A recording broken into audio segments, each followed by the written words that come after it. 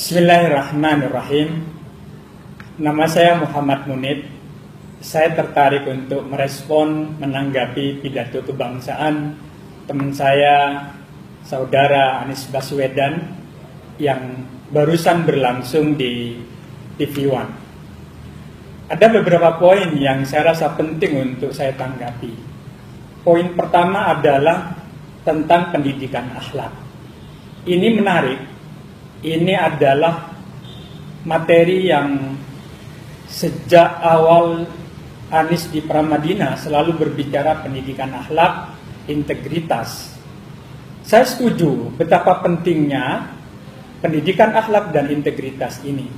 Hanya saja bagi saya kita butuh keteladanan. Dan di dalam konteks integritas dan keteladanan ini, saya sebagai teman saat Anies di Pramadina awal-awal masuk sebagai rektor Pramadina, saya tidak melihatnya. Justru mengapa saya kemudian tidak mendukung Anies? Karena bagi saya tentang integritas ini Anies justru pertama kali dan baru menginjak Pramadina sudah melanggar komitmen tentang integritas. Apa itu? Yaitu komitmen yang kami sepakati tentang good governance dan anti KKN. Karena kenyataannya Anies menjanjikan kepada saya untuk menegakkan good governance dan anti KKN. Justru dialah peletak koncoisme, peletak KKN di Pramadina dengan membawa teman-temannya Purek 1, Purek 3, dan Kepala Biro. Bagi saya ini pelanggaran komitmen yang sangat mengecewakan dan sangat tragis. Karena Anies, temanku itu, sering berbicara pentingnya integritas, tetapi justru dia sendiri yang tak punya integritas. Bagi saya ini adalah pelanggaran tentang akhlak, yaitu bila mana berjanji seperti halnya Rasulullah katakan 3 tanda-tanda dari orang munafik itu. Bila berjanji ia khianat, bila berkata ia berbohong. Anies berjanji dengan saya komitmen bahwa Purek itu wilayah dari murid-murid Cak Nur. Itu dia mengingkari. Yang kedua yaitu ia berjanji berkhianat, ia berkata, ia membohongi perkataannya sendiri. Karena kenyataannya ia membawa konco-konconya yang katanya akan menegakkan good governance dan anti KKN. Kedua, bagi saya catatan dari apa yang ia sampaikan dalam pidato tadi, yaitu tentang persatuan. Kita lihat apa yang dilakukan oleh fans, oleh pendukungnya, oleh supporternya, oleh simpatisan Anies. Bagi saya nonsen dan bullshit berbicara tentang persatuan. Kalau berbicara tentang persatuan, tentunya orang-orang yang wafat, ibu-ibu yang wafat, yang kebetulan dia melihat kinerja Ahok yang sangat bagus, ia kemudian memilih Ahok atas kesadaran amal perbuatan Ahok di dalam membenahi Jakarta. Tetapi apa yang dilakukan oleh tim dan supporter simpatisan Anies, mereka tidak mau mensolatkan solat jenazah kepada para pendukung Ahok dan Pak Jarod ini. Bagi saya ini pelanggaran komitmen yang ia sampaikan tentang persatuan. Hal lain, Anies memang doyannya membuli. Apa ya? Ini bawaan oroknya. Tadi ia berbicara Jakarta tidak ada perubahan. Ia mengabaikan fakta dan data yang kemudian dalam kenyataannya warga Jakarta sampai 70% warga Jakarta puas dengan kinerja perubahan yang dilakukan Ahok. Itu berarti Jakarta berubah, Jakarta itu berkembang, Jakarta itu diperbaiki. Itu diakui oleh banyak orang.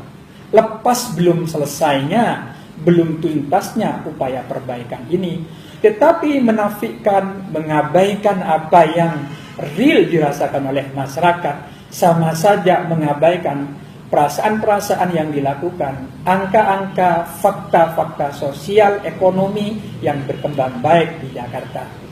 Hal lain yang saya anggap penting adalah kalau berbicara tentang konsep kebangsaan, maka mau tidak mau kita harus percaya bahwa teologi yang paling tepat untuk merangkum, mengayomi kebangsaan ini bukan teologi yang diusung oleh kelompok-kelompoknya Anies, yaitu paham yang radikalistik, puritan, bahkan berbau Wahabi dan sangat radikal bagi saya. Itu tidak tepat dalam konteks berbicara kebangsaan. Karena bangsa ini pertama adalah bangsa yang ditakdirkan oleh Allah, bangsa yang plural, bangsa yang penuh dengan nilai-nilai keragaman yang kita sebut dengan Bhinneka Tunggal Ika.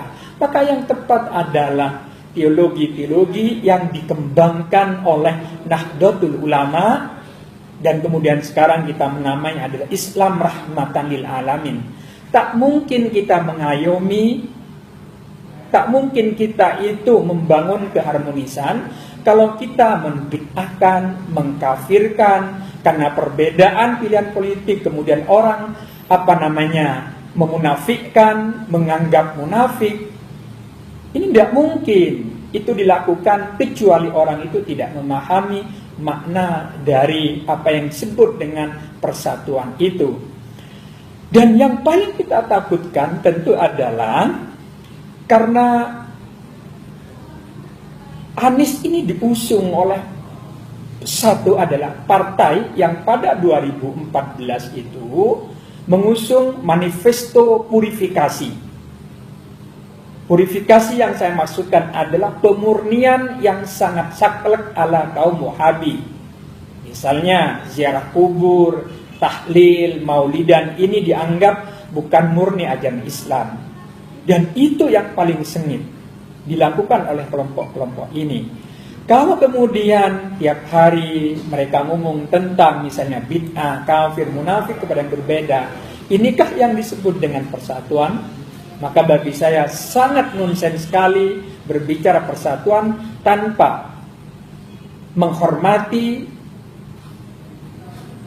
tradisi-tradisi lokal, menghormati budaya-budaya keislaman yang sudah berkembang luas. Dakwah yang baik itu adalah merangkul, bukan memukul. Dakwah yang baik itu adalah menyampaikan dan mengajak, tidak lebih. Tetapi kalau dengan penuh caci maki, kalau penuh dengan misalnya bahasa-bahasa yang sangat kasar terhadap tradisi lokal, terhadap tradisi-tradisi keislaman yang berkembang di Indonesia, maka itu sama saja merusak persatuan, kesatuan bangsa. Dan bagi saya saudara Anies ini atau teman saya Anies ini lucu sekali. Ia berbicara tentang persatuan kebangsaan, bicara tentang pidato kebangsaan, tetapi ia bagi saya menggunakan jargon-jargon, menyerang, membuli, agresif sekali saat misalnya debat-debat yang terjadi. Bagi saya ini cermin, ini adalah ekspresi yang mengabaikan persatuan yang malam ini ia coba yakinkan.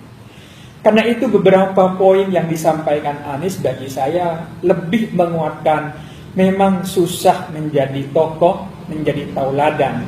Anies bagi saya lebih banyak retorika, lebih banyak kemampuannya sebagai motivator, tidak tepat untuk memimpin Jakarta yang memang menggantung wajah Indonesia yang harus ditampilkan beradab, heterogen, Bhinneka Tunggal Ika.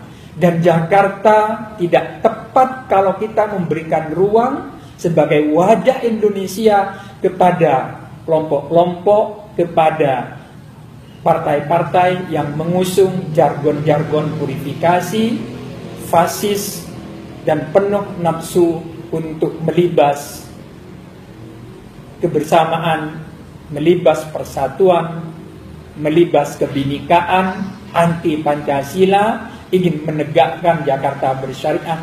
Tak mungkin itu bisa diterima oleh warga Jakarta. Ini saja yang ingin saya respon dari pidato yang katanya pidato kebangsaan, yang pada dasarnya tak lebih dari retorika-retorika, bualan-bualan yang memang menjadi ciri khas teman lama saya, Saudara Anies Baswedan. Terima kasih atas perhatiannya. Assalamualaikum warahmatullahi wabarakatuh.